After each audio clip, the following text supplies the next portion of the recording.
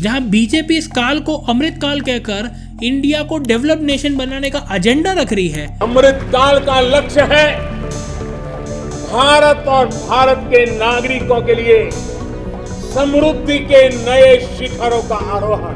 वहीं कांग्रेस ने इस ब्लैक पेपर का शीर्षक दिया है अन्याय काल। हम एक आज black pepper against the government निकाल रहे हैं, क्योंकि वो हमेशा अपनी बात को पार्लियामेंट में जब रखते हैं तो बार बार अपनी कामयाबियों को सुनाते हैं और उनके फेल्यूर्स को छुपाते हैं। आज हमारे देश में हर एक घंटे में 2 लोग सुसाइड कर रहे हैं अनएम्प्लॉयड होने के कारण। नॉन एग्रीकल्चरल वर्कर्स का वेज 0.2% से और कंस्ट्रक्शन वर्कर्स का वेज तो नेगेटिव में बढ़ा है। बीजेपी ने नो डाउट इकोनॉमी को कंट्रोल करने में, फिस्कल डेफिसिट को कम करने में, दुनिया में इंडिया का नाम बढ़ाने में बहुत बेहतर काम किया है। पर कांग्रेस ने निशाना साधा है बीजेपी सरकार पर टैक्स टेररिज्म पर। वुमेन सेंट्रिक स्कीम्स में भी करीब 12,000 करोड़ के प्रोजेक्ट्स को डिक्लेयर किया गया और एक्चुअली काम केवल 2,000 करोड़ का हुआ है। ईडी और सीबीआई की रेड ऑपोजिशन लीडर्स पर अगर देखें तो वो 54% थी, वही आज ईडी और सीबीआई की रेड्स अपोजिशन लीडर पर 90% से ज्यादा हो रही है। ये जो लोग मारे गए हैं, जिनके घर जलाए गए हैं, वो यूं समझो कि अपने ही देश में आज रेफ्यूजी बन के घूम रहे हैं।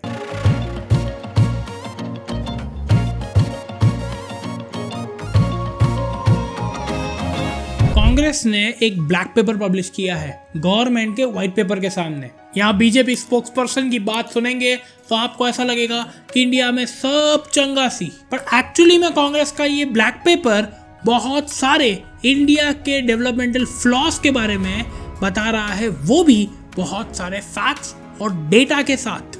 जहां बीजेपी इस काल को अमृत काल कहकर इंडिया को डेवलप्ड नेशन बनाने का एजेंडा रख रही है।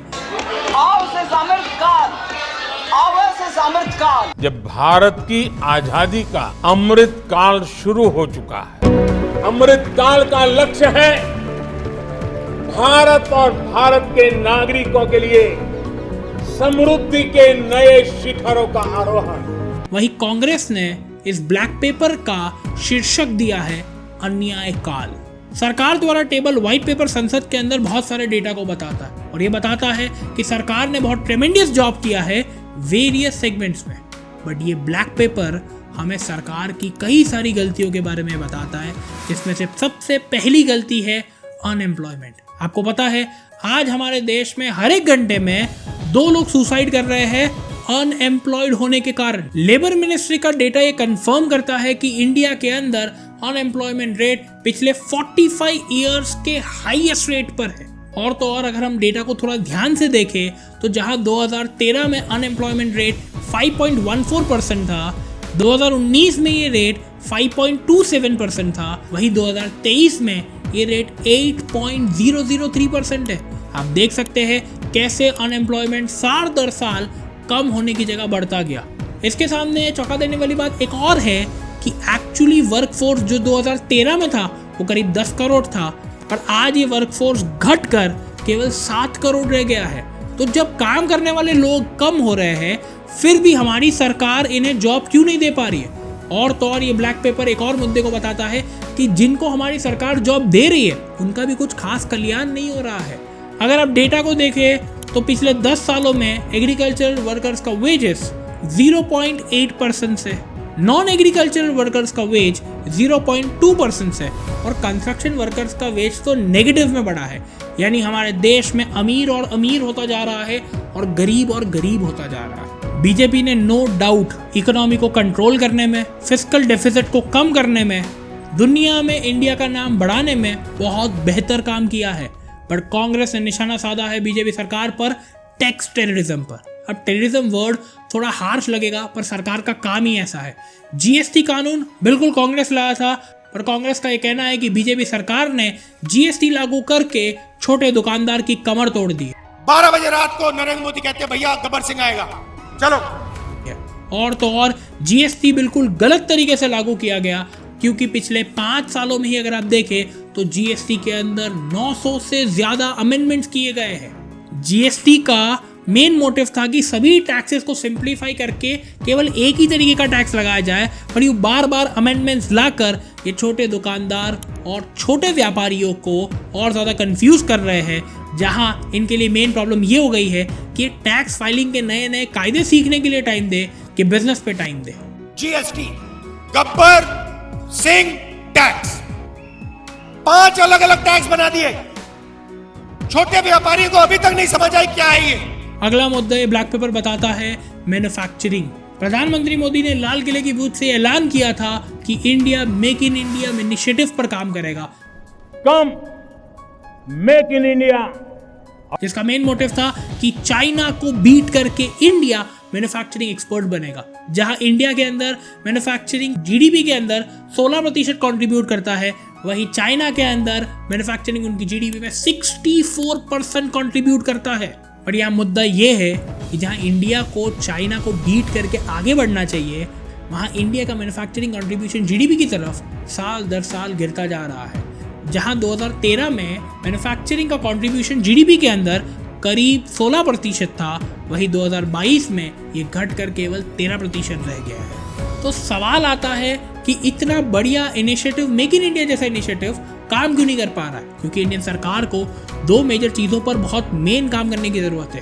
पहला है लैंड एक्विजिशन हर्डल्स को हटाने के लिए प्रॉपर रूल्स एंड रेगुलेशंस बनाया जाए, और दूसरा इंडिया के अंदर ब्यूरोक्रेटिक हर्डल्स को कम करके ईज ऑफ बिजनेस को बढ़ाया जाए। अगला टॉपिक आता है सोशल इंडिकेटर्स का। हमारे समाज में ऐसे पंथ है, ऐसे सोशल इंटरेस्ट ग्रुप्स हैं जिनको सरकार की तरफ से सहायता की ज़रूरत है।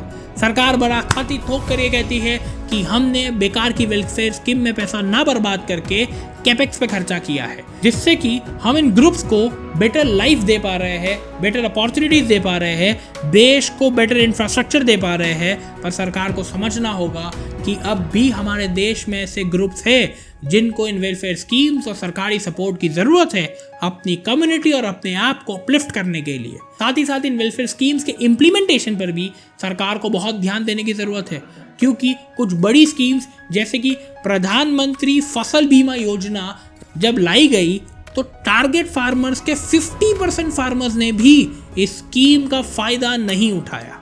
वुमन सेंट्रिक स्कीम्स में भी करीब 12,000 करोड़ के प्रोजेक्ट्स को डिक्लेयर किया गया, बट अब तक उसमें से केवल 4,000 करोड़ रिलीज किए गए और एक्चुअली काम केवल 2,000 करोड़ का हुआ है। और सबसे मेन मुद्दा जो इस ब्लैक पेपर ने उठाया है वो कि इंडिया के अंदर डेमोक्रेटिक इंस्टीट्यूशंस का गलत इस्तेमाल हो रहा है।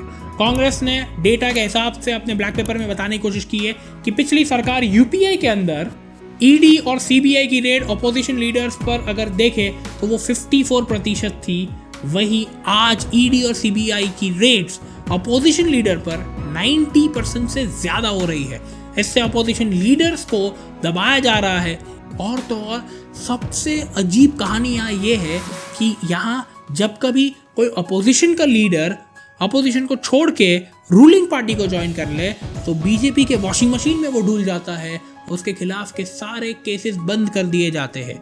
या तो उन्हें फाइल नहीं मिलती, या फिर वो फाइल गलत होती है, या तो वो केस ही कहीं गायब हो जाता है। इंडियन एक्सप्रेस ने अभी एक चार्ट पब्लिश किया जहां रिसेंटली 25 स्टार लीडर्स दूसरी पार्टी के जिनके खिलाफ बड़े बड़े केसेस चल रहे थे, उन लोगों ने वो पार्टियां छोड़ के जैसे ही बीजेपी ज्वाइन की, बीजेपी ने उनके खिलाफ के सभी केसों को दबा दिया। और लास्ट पॉइंट जो हम आज इस वीडियो में डिस्कस करेंगे वो है हमारे देश की internal security. We'll see something about Manipur, and it's all bad news. Violence, death, arson, ethnic violence. We used to talk about look east policy, act east policy, but we were not even looking east and acting east within our own country. What our colleague mentioned about Manipur is so disturbing. Distressed is a very mild word at what is happening in Manipur. It is unfortunate. How did this happen? How could government let it happen?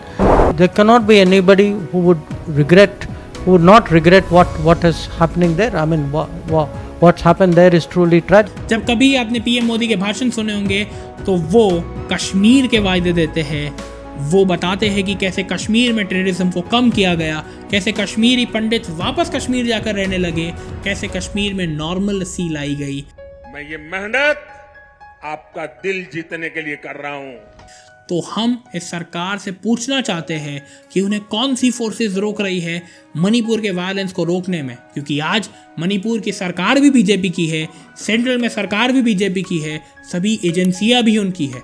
Manipur के अगर आप data को देखो तो आज वहाँ 35,000 से ज़्यादा लोग डिस्प्लेस हुए हैं, 60 से ज़्यादा इनोसेंट सिविलियंस मारे गए हैं और 1700 से ज़्यादा घर जलाए गए हैं। ये जो लोग मारे गए हैं, जिनके घर जलाए गए हैं, वो यूँ समझो कि अपने ही देश में आज रेफ्यूजी बन के घूम रहे हैं।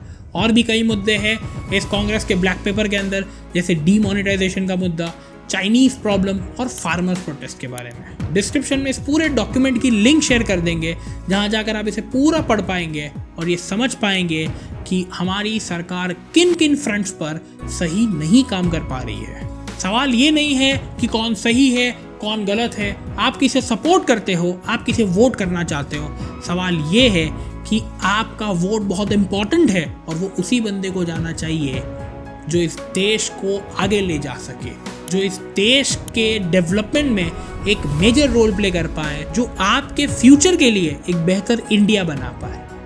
हम आपसे मिलते हैं बहुत जल्द एक और वीडियो के साथ। तब तक के लिए ऐसे और इंसाइटफुल कंटेंट को रेगुलरली कंज्यूम करने के लिए हमारे पेज विचार कंपनी को सब्सक्राइब करना ना भूलें। इस वीडियो को लाइक ज़रूर करिएगा, अपने दोस्तों के साथ शेयर कीजिएगा, जिससे उन्हें भी मौजूदा सरकार के बारे में एक अलग पर्सपेक्टिव से जानकारियाँ मिले जो मेन स्ट्रीम मीडिया बिल्कुल नहीं कर रही है।